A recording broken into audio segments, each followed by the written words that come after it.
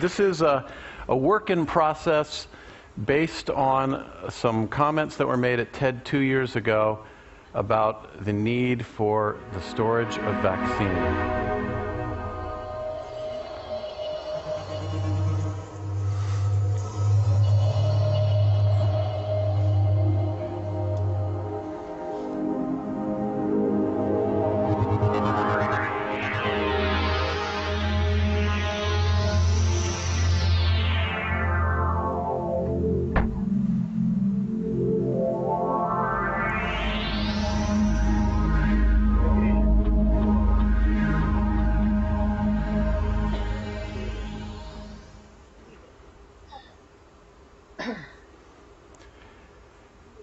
So 29 years ago, I had this thermo teacher who talked about absorption refrigeration. It was one of those things that stuck in my head.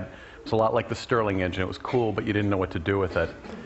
And it was invented in 1858 by this guy, Ferdinand Carré, but he couldn't actually build anything with it because of the tools at the time. This crazy Canadian named Powell Crosley commercialized this thing called the Icy Ball in 1928. And it was a really neat idea, and I'll get to why it didn't work, but here's how it works. There's two spheres, and they're separated in distance. One has a working fluid, water and ammonia, and the other is a condenser. You heat up one side, the hot side. The ammonia evaporates, and it recondenses in the other side.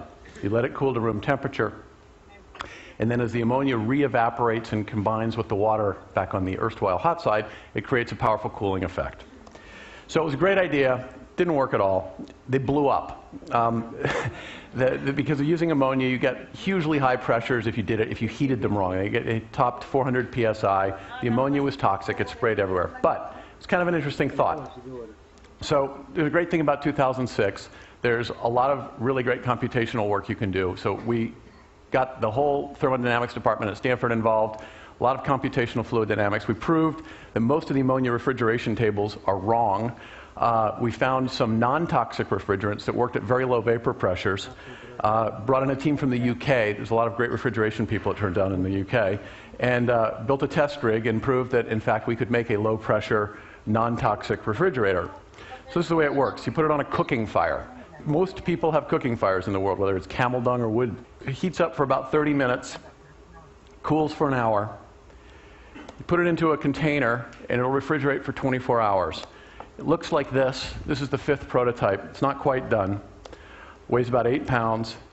And this is the way it works. You put it into a 15-liter vessel, about 3 gallons, and it'll cool it down to just above freezing, 3 degrees above freezing, for 24 hours in a 30-degree-C environment. It's really cheap. We think we can build these in high volumes for about $25 and low volumes for about $40. And we think we can make refrigeration something that everybody can have. Thank you.